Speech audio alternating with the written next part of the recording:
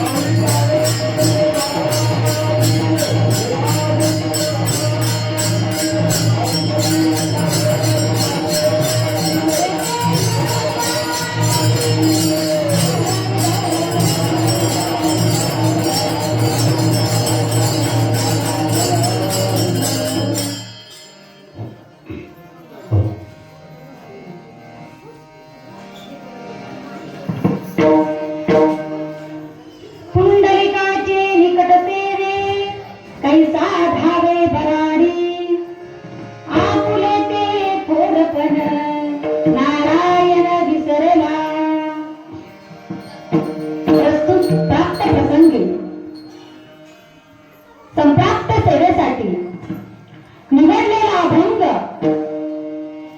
वैदिक सिद्धांत शोधक सकल साधक जन बोधक संसार गती रोधक आणि पंढरी पथ साधक असे वैकुंठवासी जगद्गुरु तुकाराम महाराज यांचा 4 चरणाचा अभंग भक्तिपर प्रकरणातील आजच्या सेवेकरता निवडलेला आहे. विठ्ठल विठ्ठल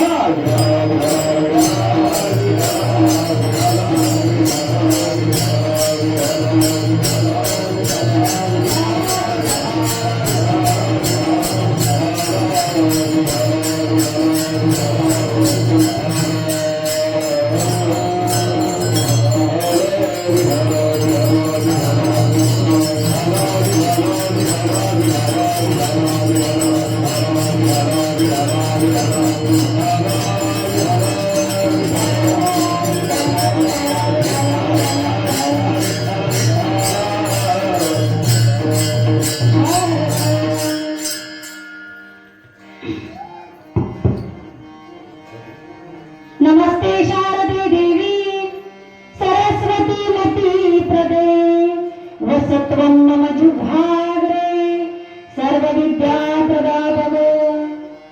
सर्वांनी बोला कैलास रामा शिवचंद्रमयी इंद्र माता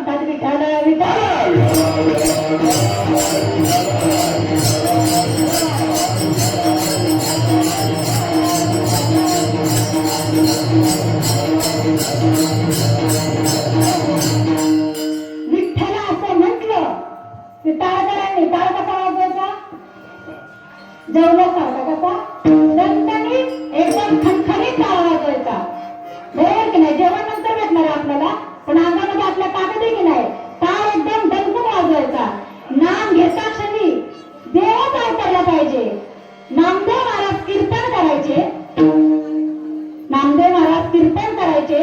कोण कोण नाचायचं?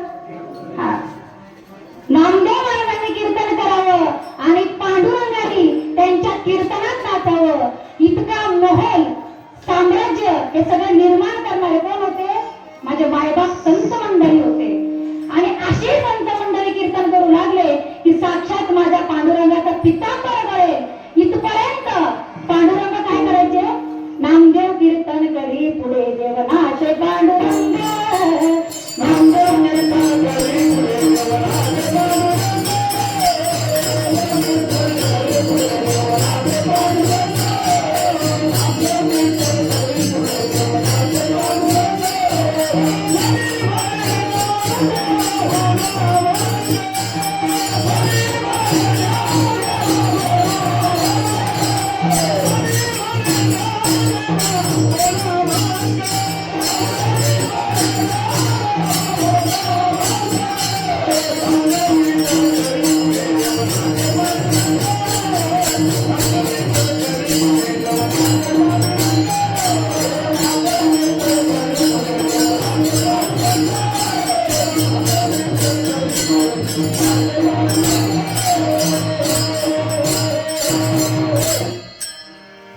जनाबाई वर्णन करतात, ज्या वेळेला नामदेव महाराजांनी कीर्तन करावं आणि माझ्या पांडुरंगाने त्या ठिकाणी कीर्तनामध्ये नाचावं, अशा प्रकारे तो सोहळा हा कीर्तनाचा आहे. आणि म्हणूनच ह्या धर्म मंडपामध्ये ही कीर्तन रूपी सेवा आपण या ठिकाणी आज इथे करत आहोत. वास्तविक पाहता अल्पसा परिहार जर द्यायचा म्हटला तर 12 ज्योतिर्लिंगापैकी 6वं ज्योतिर्लिंग म्हणजे आपलं श्री क्षेत्र भीमाशंकर. तुम्ही आम्ही सगळेजण आपण भाग्यवान आहोत की या भूमीमध्ये राहत आहोत. हे पुण्य या भूमीचं आपल्याला मिळत आहे.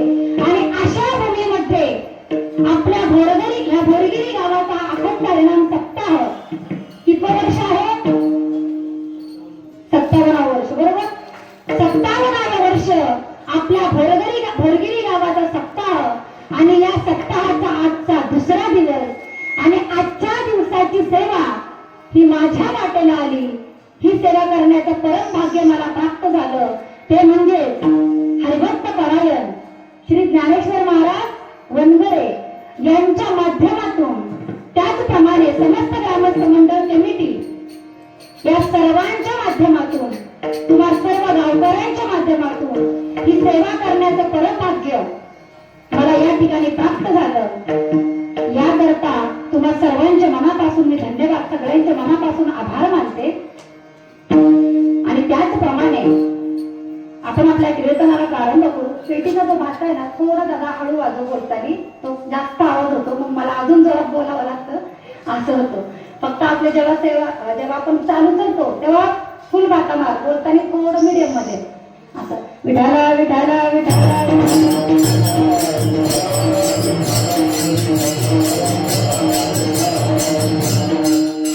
त्या अभंगामध्ये जगद्गुरु तुकोबराय सांगतात की ज्याप्रमाणे एखाद्या भक्तानी देवाची पूजा करावी, अर्चना करावी आणि त्यानंतर ती अर्चना जर देवापर्यंत पोहोचली तर देव त्या भक्ताकरता धावून येणारच, यात संशय नाही. अनेक संत मंडळीची आपण उदाहरणं पाहिलेली. पण आज आपण उदाहरण असं पाहणार आहोत जे तुम्ही आधीपासून ऐकत आला आहोत. काय? पुंडलिकाचा महिमा. आता मी ती कथा तुम्हाला सांगत बसणार नाही. कथा अशी सांगणार जी कधी तुम्ही ऐकलेली, बरोबर की नाही? जे ऐकलं ते सांगण्यात काय अर्थ आहे का? आहे का बाबा अर्थ? जे ऐकलं नाही हे तुम्हाला मी आज सांगणार, म्हणून शांततेने कथा ऐकायची. महिमा असा आहे पुंडलिकाचा, जसं की भगवान परमात्मा पांडुरंग हा भक्ताचा भुकेलेला आहे. देव भावाचा भुकेलेला आहे, भक्ताचा भुकेलेला आहे. त्याला फळ, फूल, पाणी हे नकोय. भगवंत गीतेत सांगतात, पत्रं पुष्पं फलं तोयं यो मे भक्त्या प्रयच्छति तदहं भक्तिपरुत मश्नामि प्रयतात्मनः.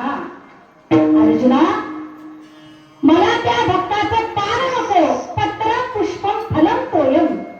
पान नको, मला फळ नको, तोय म्हणजे पाणी, पाणी पण नको.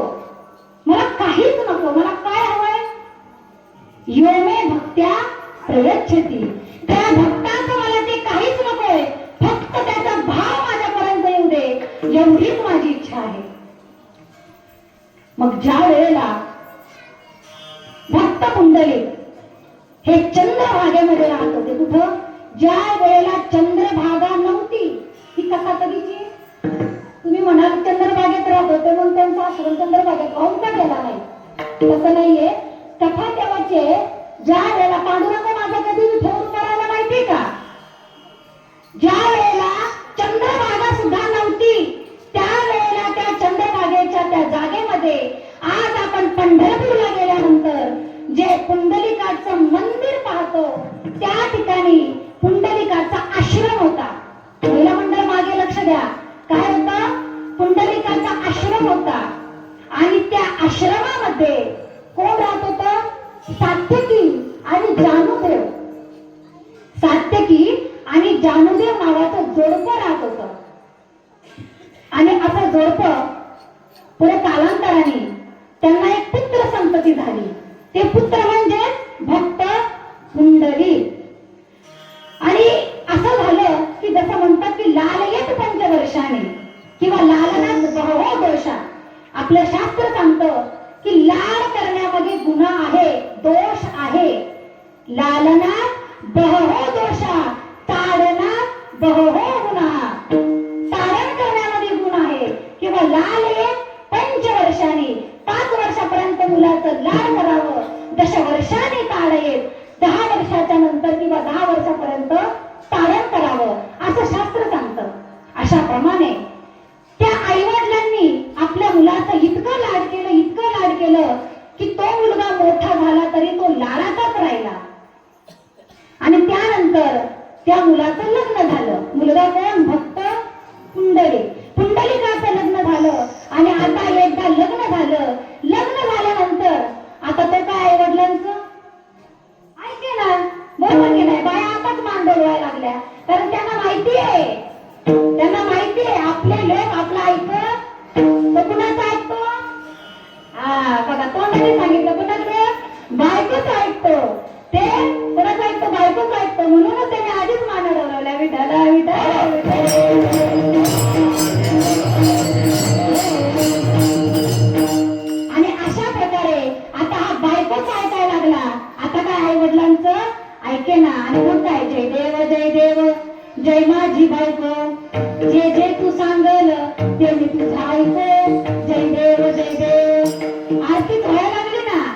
एकही शब्द आईचा ऐकना, एकही शब्द बापाचा ऐकना. मग आई म्हणती की आता बैल करून ठेवला. अशीच म्हणती नाही?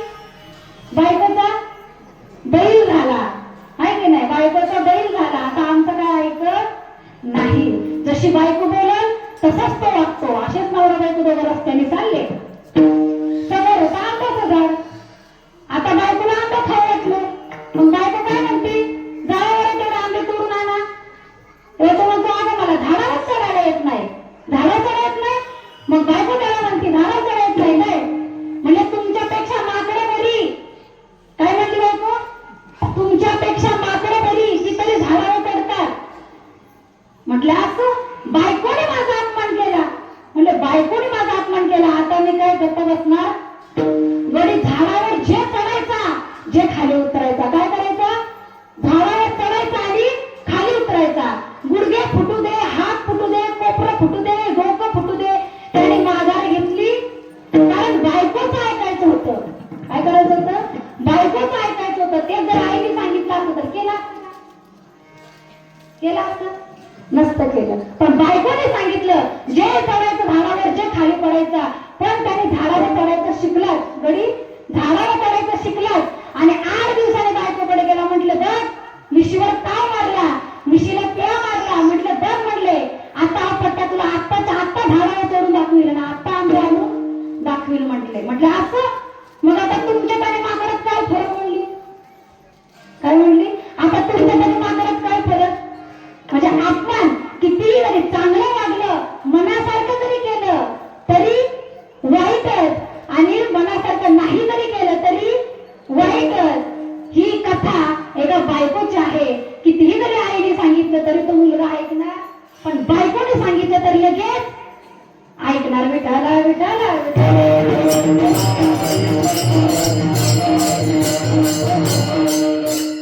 आणि अशा प्रकारे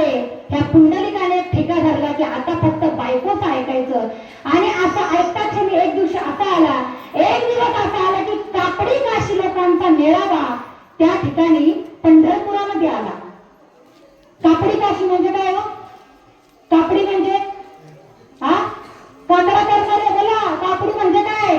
तुमच्या काकड्यात शब्द आहे की हा? कापडी म्हणजे जे काशीचे वारकरी असतात. आपण पंढरपूरचे कोण असतात?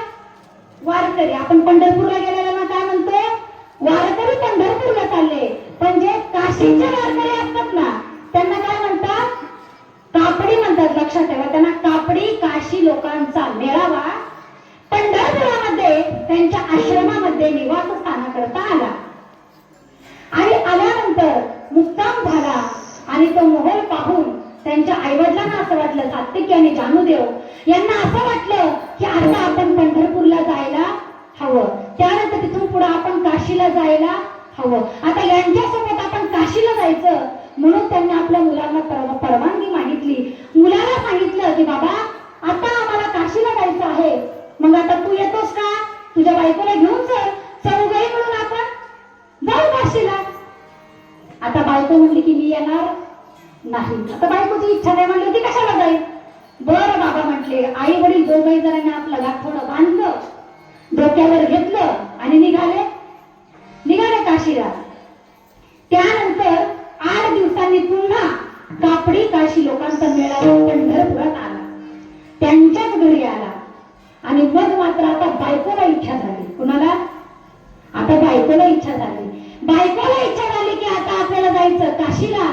तिने इच्छा व्यक्त केली नवऱ्याकडं की काय आपण आता काशीला निघूयात का? म्हटलं काशीला चला. बायको म्हटली की लगेच चला. लगेच निघाला. आणि निघाल्यानंतर काय केलं? कपडे वाचके सगळी काही घेतली. चालायला घोडा घेतला आणि घोड्यावरती बायकोला बसवलं. आणि घोड्याने पुढे जाऊन आपल्याकडे जो बाजार दिसताना जे काही कपडे होती ती एवढी सगळी जाऊन आई वडिलांच्या डोक्यावर दिली. बघा मावशीला सगळं माहिती आहे की नाही? ते होत्या त्यांचा दुसरा जन्म आहे हा, बरोबर की नाही? हा, त्यांचा दुसरा जन्म आहे. त्या तेव्हा होता त्यांना माहिती आहे. विठाला विठा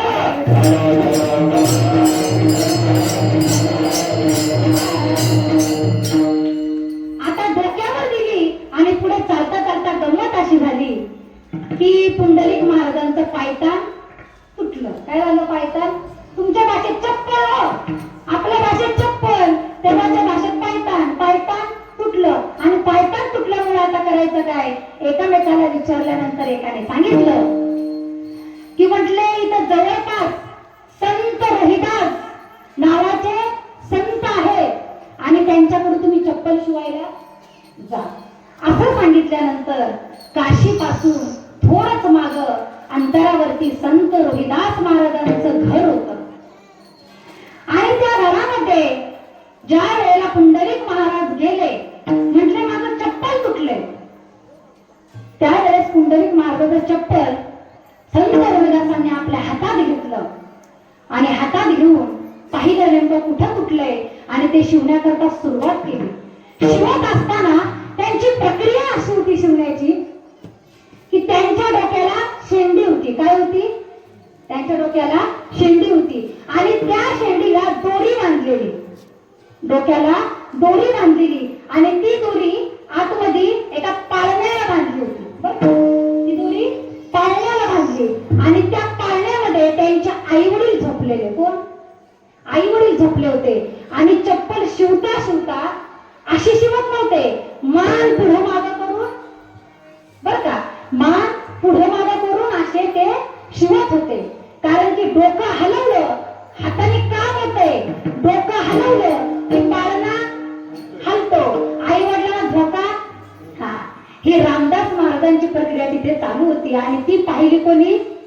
हा, पुंडलिकाने पाहिली. पण त्यांनी प्रश्न नाही केला बरं का. त्यांनी प्रश्न केला नाही, कारण मनाची शुद्धी नाही ना. की तुम्ही का करता, कशा करता एवढे परिश्रम का घेता? मनाची शुद्धी नाही, प्रश्न केलाच नाही.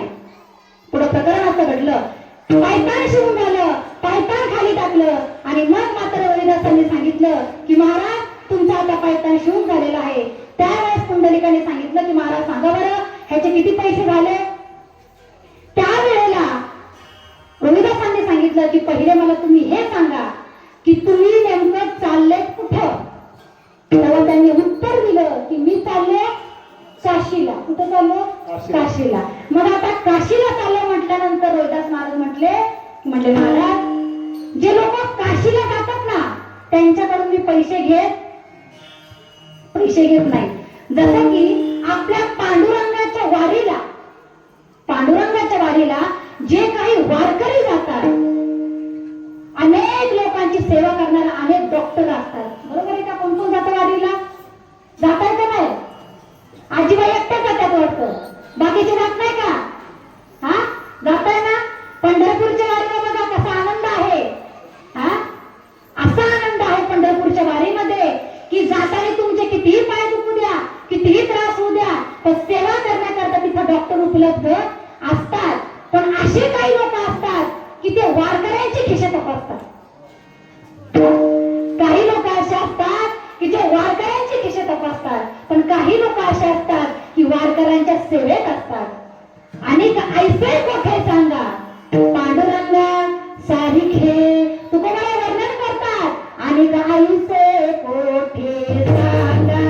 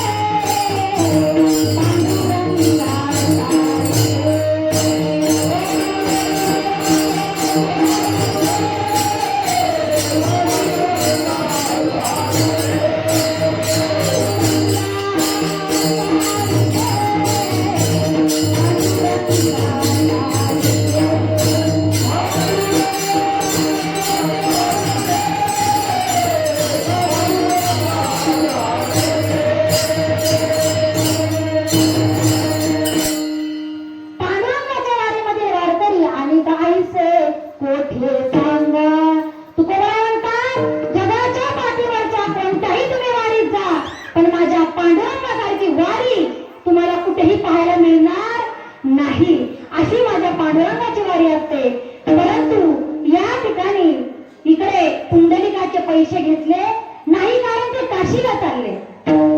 मग पुंडलिक महाराजांनी प्रश्न केला की महाराज आता मला एवढंच सांगा की या काशी जी आहे, काशी हे जे तीर्थक्षेत्र आहे, हे तीर्थक्षेत्र इथून किती किलोमीटर आहे, किती लांब आहे?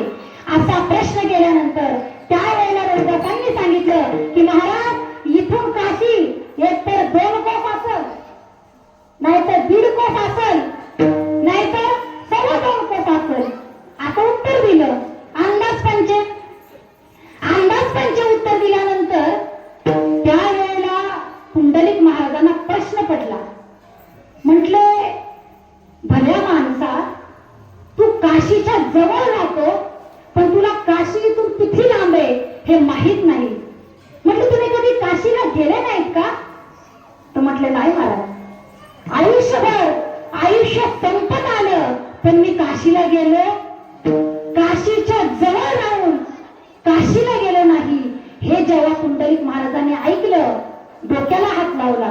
म्हटलं अरे देवाच्या दरबारात असून तू काशीला गेला नाहीस? आश्चर्य वाटलं. म्हटलं नाही महाराज, कधीच मी काशीला गेलो नाही, बस इथंच मी बसलो आहे, इथं बसूनच मी भजन करतो. बरं ठीक आहे म्हटलं एक कर. त्यांनी आपल्या खिशातली एक शिवराय काढली. शिवराय म्हणजे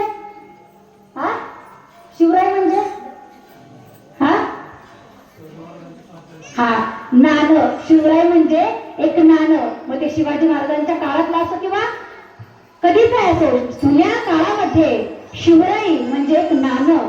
त्या काळातील एक शिवराई काढून त्यावेळेस रोहिदास महाराजांनी पुंडलिक महाराजांच्या हातावर टेकवली आणि त्यांना सांगितलं की म्हटली ही शिवराई घ्या आणि कुठे घेऊन जा, माझ्या गंगे मातेला अर्पण करा. असं सांगितल्यानंतर त्यांना आश्चर्य वाटलं. कुणाला? पुंडलिक महाराजांना आश्चर्य वाटलं. पुंडलिक महाराज हसू लागले. अरे म्हटलं तू आयुष्यामध्ये कधी काशीला गेला नाही, गंगेचं कधी दर्शन घेतलं नाही, तू काय शिवराय देतो? जाऊ दे म्हटले. घेतली, खिशात ठेवली, गेले. काशीला गेले. काशीला गेल्यानंतर मला सांगा, तुमच्यापैकी जे जे लोक काशीला गेले तिथे गेल्यानंतर ते दर्शन कुणाचं घ्यावं लागतं? बोला, कोण कोण गेले? दर्शन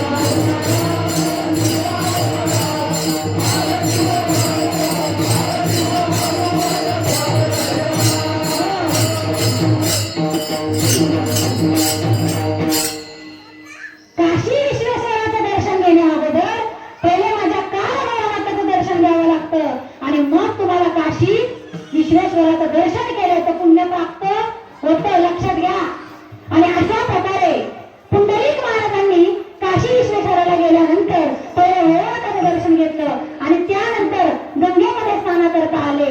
गंगेकडे आल्यानंतर खिशातली शिवराई हातामध्ये काढली. म्हटले की आता या वृद्धासांनी दिलेली शिवराई आपण कुठे टाकू? गंगेमध्ये टाकू. आणि गंगेमध्ये टाकण्याकरता खिशातली शिवराई काढली. जशी शिवराई काढली तशी समोर गंगा माता प्रगट. गंगे जमुने चैव गोदावरी सरस्वती नर्मदे सिंधू कावेरी जलेस्मिन् सन्निधी कुरु. खिशातली शिवराई हातामध्ये काढली आणि साक्षात गंगा माता प्रगट झाली. गंगा माता प्रगट झाली. आश्चर्य असं झालं, सगळ्या लोकांनी गंगेचा जय जयकार केला. कुंडलिक अवतारी विठ्ठल श्री ज्ञानदेव पंढरीनाथ माऊली ज्ञानेश्वर गंगा माता की गंगा मातेचा जय जयकार कुणामुळे माहितीये का? फक्त एका शिवराईला पाहून माझी गंगा माता प्रगट झाली. आणि येणारे जाणारे सगळे लोक गंगेचे दर्शन घेऊ लागले. आणि दर्शन घेत असताना आता कोणी गंगेच्या हातामध्ये साडी ठेवू लागलं, कोणी वट्टी होऊ लागलं, कोणी चोळी ठेवू लागलं. प्रत्येक जण आपापल्या परीने त्या ठिकाणी गंगा मातेच्या हातात वस्त्रदान करू लागलं. पण गंगेने ते घ्यावं आणि हातात पाहावं. लोकांच्या मुंड्या मुरगळून तू माझ्याकडे आणून देतोस काय? धरलं की दिलं फेकून. का बरं? अधर्माचं धन देव कधी स्वीकारत नाही. लक्षात ठेवा, दुसऱ्यांकडून कमवलेलं धन, अधर्माचं धन, काळा पैसा परमेश्वरात स्वीकारत. देवाचं आपण म्हणतो की नाही, देवाचं गावाचं आणि त्याला तुम्हीच बोला आणि कुणाचं? भावाचं कधीही पसंत नाही. विठ्ठला विठ्ठला.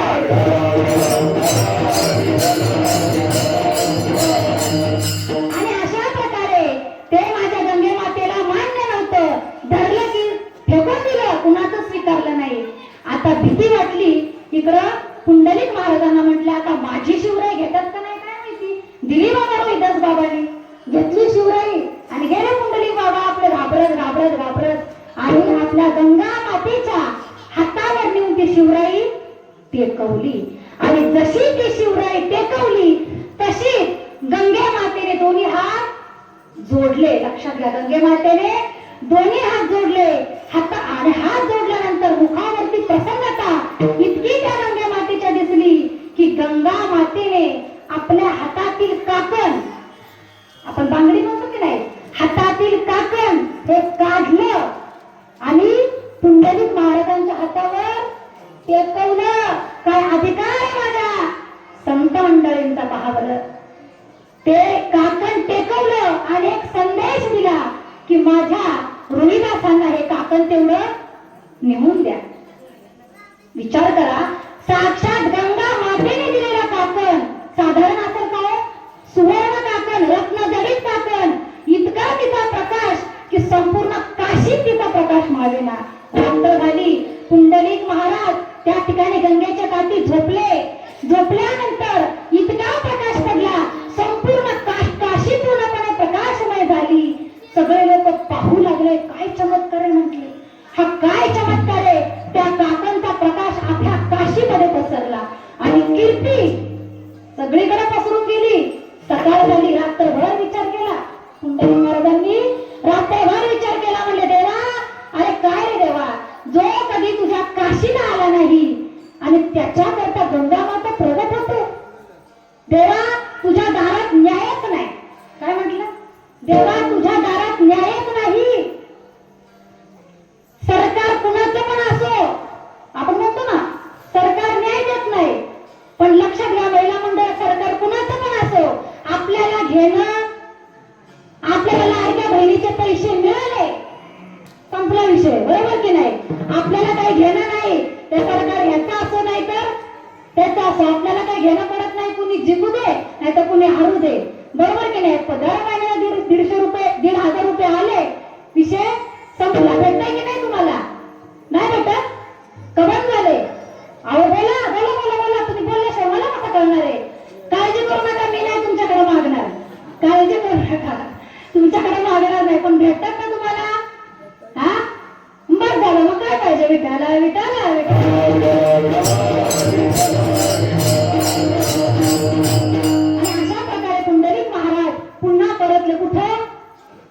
काकण घेतलं आणि पुन्हा परतले रोहिदास महाराजांकडे.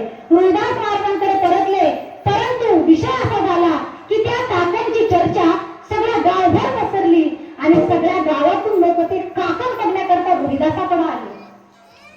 ते काकण घेतलं आणि पुंडलिक महाराजांनी रोहिदासाच्या हातावर दिलं. रोहिदास महाराज पाया पडले. महाराज तुम्ही तीर्थयात्रेला जाऊन आले, तुमच्या पाया पडतो.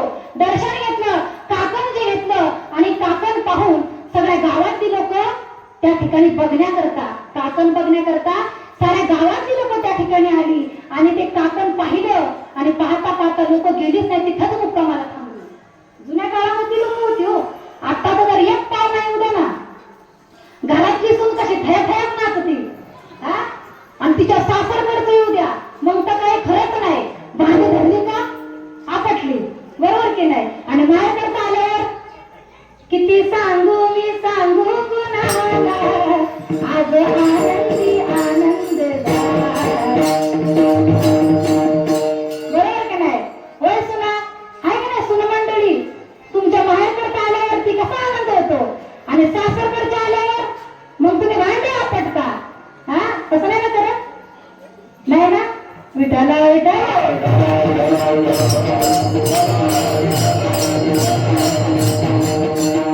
आणि अशा प्रकारे त्या ठिकाणी अख्खं गाव गोळा झालं. सगळी लोक मुक्कामाला राहिली.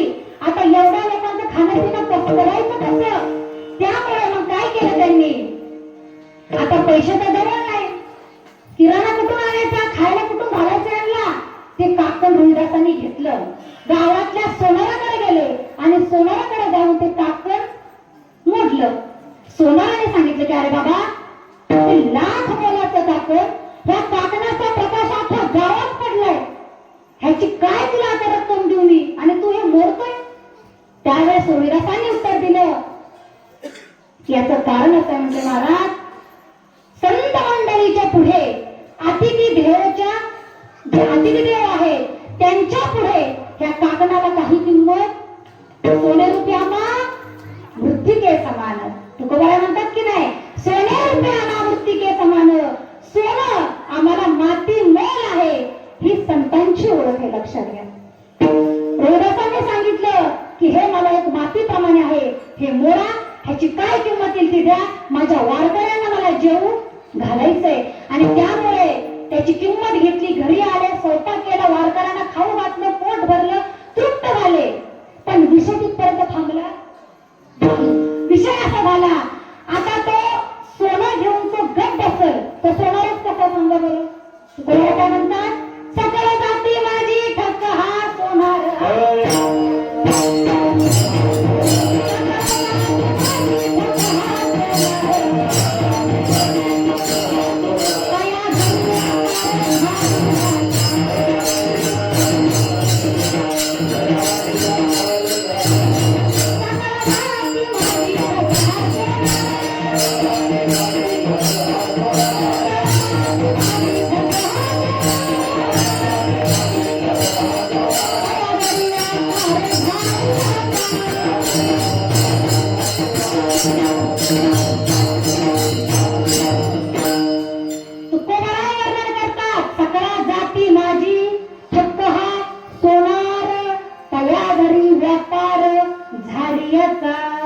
ज्याच्या घरी झाल्याचा व्यापार असतो तो असतो सोनार. मग आता हा सोनार गप बसेल कसा. सोनाराने काय केलं, ते थोडं घेतलं. आता याने गप बसावं का नाही, त्याने गप बसावं का नाही, त्याने ते थोडं घेतलं, थेट गावच्या राजाकडे गेला. त्या काळात राजे लोक होते.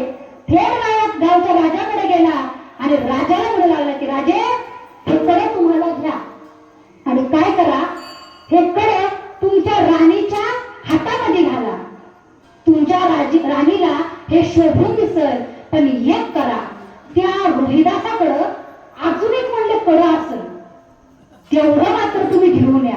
आता हे वाढीव बांधकाम कशाला करायचं, याला भेटले त्याला गप बसावं का नाही, कशाला वाढीव बांधकाम करायचं. आणि मग मात्र आता राजा गप बसल का. राजाने थेट काढली स्वारी. दुसऱ्या दिवशी सकाळी सगळं सैन्य, तलवारे, फौजा, घोडे, तलवारी सगळं घेऊन निघाला राजा. राणीला घेतलं हातामध्ये कडं राणीच्या आणि गेले दरबारात. तिथं हजर झाले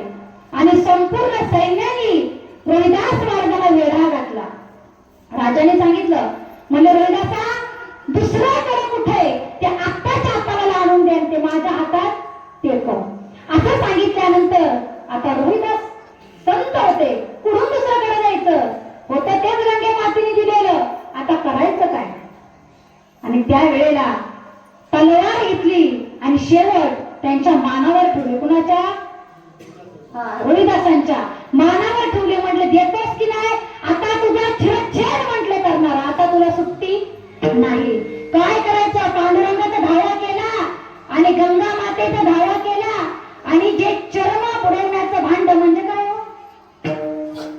हा चप्पल सुटच की नाही, ते भांड असतं की नाही चर्म बुडवण्याचं, त्यात पाणी असतं बरोबर की नाही? तुम्हाला माहितीच आहे की त्या गोष्टीला काय सांगायची खोलून गरज आहे.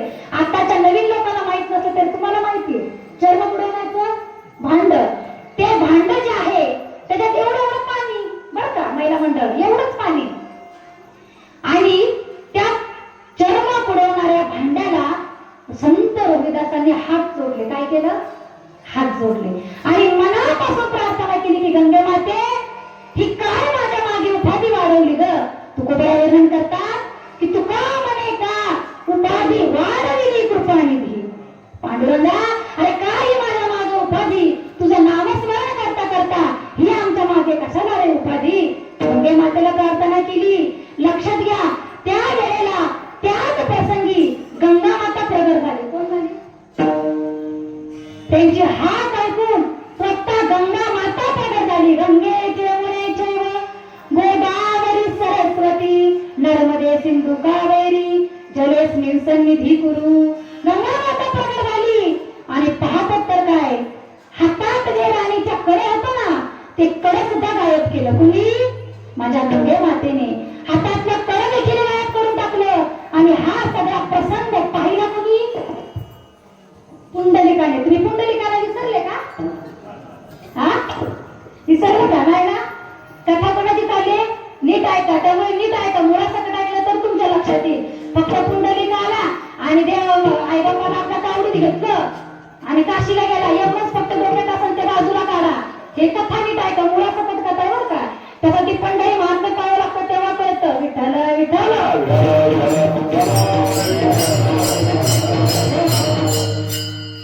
आणि त्यावेळेला कडं गायब झालं. ह्या प्रकार पाहिला पुंडलिकानी आणि ठोका बसला पुंडलिकाला. म्हटलं हे काय प्रसंग आहे, हा काय चमत्कार आहे? म्हटले काय डोळ्यांनी पाहिलं ते नवलच पाहायला मिळते. पहिला तर प्रकार पाहिला कधी काशीला गेला नाही, तिथून गंगा माता प्रगटून शिवराय घेतली, तिथून पुढे कडे दिलं आणि तेही कड्यावरून गायब केलं. हा काय प्रकार आहे? सगळा प्रकार पाहिला. राजा तर शरण आलाच. कुठं म्हटले ह्याचा कुठं यांच्या म्हटले संत मंडळीच्या नादी लागतात. आपलं राजा विस्तार गुंडाळा, आपलं घोडं तलवारी घ्या निघा म्हणले, इथं आपलं काम नाही. आणि हे प्रसंग, हा प्रसंग पाहिला पुंडलिकाने. आणि मग मात्र पुंडलिक महाराजाचा शरण आले. पुंडलिक महाराज शरण आले आणि शरण आल्यानंतर त्यांनी सांगितलं की महाराज आता एकच करा, मला सांगा मी काय करू. इतका मोठा तुमचा अधिकार, गंगा मातेने तुमच्या चपला बुडवण्याच्या चरणकुंडात प्रगट व्हावं, इतकं तुमचं भाग्य. आता मला सांगा मी काय करू, मी काय करू माझ्या आयुष्यामध्ये, मला सांगा. त्यावेळेला रोहिदासाने सांगितलं एकच करावं लागेल. म्हटले मी काय करतोय? म्हटले काय करतोय? ही तुमच्या डोक्याला, हे डोक्याला तुमची जी दोरी बांधलीये ती नेमकं कशा करता म्हणले बांधते? म्हटले माझे पाळण्यामध्ये आई वडील आहेत, त्यांना मी काय करतोय? धोका देतोय, त्यांची सेवा करतोय आणि त्याचं हे पुण्य आहे, त्याचं हे पुण्य आहे असं सांगितल्यानंतर त्यावेळेला त्या ठिकाणी रोहिदासांनी त्यांना उपदेश केला. तुम्हाला हा प्रसंग पाहून जर तुम्हाला आश्चर्य वाटलं असेल तर एक गोष्ट लक्षात घ्या. आज माझ्या कुंडामध्ये, आज माझ्या तीर्थामध्ये एक गंगा माता प्रगट झाली. किती? एक माझी गंगा माता प्रगट झाली. पण लक्षात घ्या, तुमचं भाग्य इतकं थोर आहे, तुम्ही जर आई वडिलांची जर सेवा केली ना तर जगातली सगळी तीर्थ तुमच्या चरणाजवळ प्रगट होतील. एवढं सामर्थ्य आई वडिलांच्या सेवेमध्ये आहे. असं सांगितल्यानंतर डोळेच उघडले ना महाराज. काय आलं? डोळेच उघडले आणि हे ऐकून आनंद वाटला. म्हटलं नाही आता संपलं, आता म्हटलं आई वडिलांची सेवा. शंकर सांगे रुची जवळ, तुकोबरांनी बघा वर्णन केलेलं आहे की शंकर सांगे रुची जवळी सकळ तीर्थ मध्यान्ह काळी आणि येती पुंडलिका जवळी. पुंडलिकाच्या जवळ सकळ तीर्थ प्रगट होतात. हे महात्म्य माझ्या पुंडलिकाचे.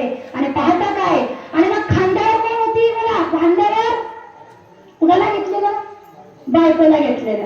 आणि बायकोला खांद्यावर घेतलेलं. आणि मग काय, त्या प्रसंगाला बायको उचलली बर का, बायकोला उचललं. आता बायकोला असं वाटलं आता मला डोक्यावर घेतो का काय काय, आता मला डोक्यावर घेतो का काय, धरली बायको उचलली आणि अशी दान दिशा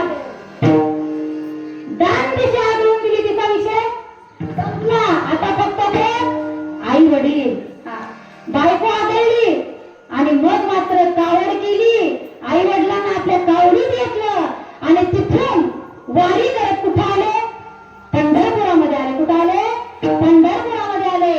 आणि पंढरपुरामध्ये आल्यानंतर त्या ठिकाणी पुंडलिक महाराज आई वडिलांची सेवा करू लागले. लक्षात घ्या.